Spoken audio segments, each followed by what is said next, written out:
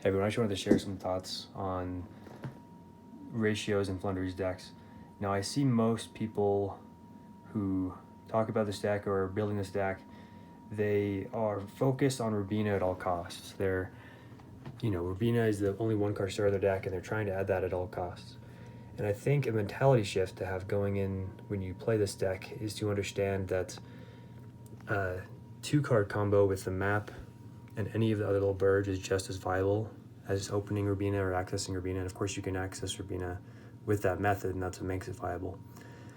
But I think the mentality shift when you're building this needs to be that, this isn't Tri-Brigated Prank Kids where you have 11 to 15 one-card starters that you can throw in the deck. You're going to have only one, which is Rubina. So in order to make this consistent, you have to rely on the two-card combo. You can't rely on hard drawing Rubina. So how do we do that? So I think the ratios for this are you want at least 6 of each side of the combo. We can put as many little birds in as we want, but there's only so many ways to access the map or something that serves a similar function to the map, such as Gold Sark. And for now, the best option for that available that I know of course, is Terraforming, Set Rotation, and Gold Sark. And that gives us 6 copies of the second part of the combo we need in order to go off without Rubina in our opening hand. So I think understanding this is important. You want to build this deck similar to how you would build a synchro deck, where you have a tuner, non-tuner. And if you look at synchro deck profiles, except Swordsoul, of course, there's not as much room as there would be in Prank Kids Tri-Brigade, for example, where you can just stick in 15 hand traps. So there's going to be less flex spots in the deck, but I think you're just going to have to accept the nature of the deck and for what it is. And once you accept that, you can build around that shortcoming and start to see more consistency. And I'm not saying that 6 is the right amount for the little birds besides Rubina, although that is fairly standard.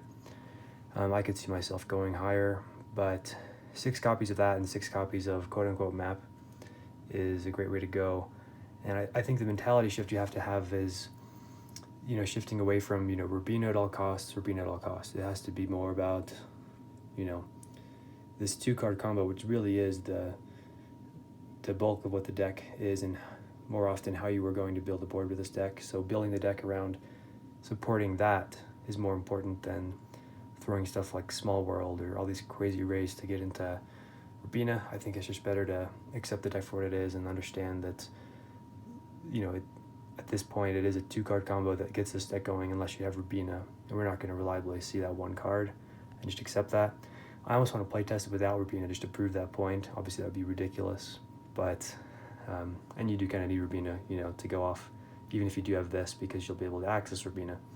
So obviously that wouldn't be something I would ever actually do, but I just wanted to share that with you. And I think just that little mentality shift will make a big difference in building the deck as you choose your ratios and avoiding bricking.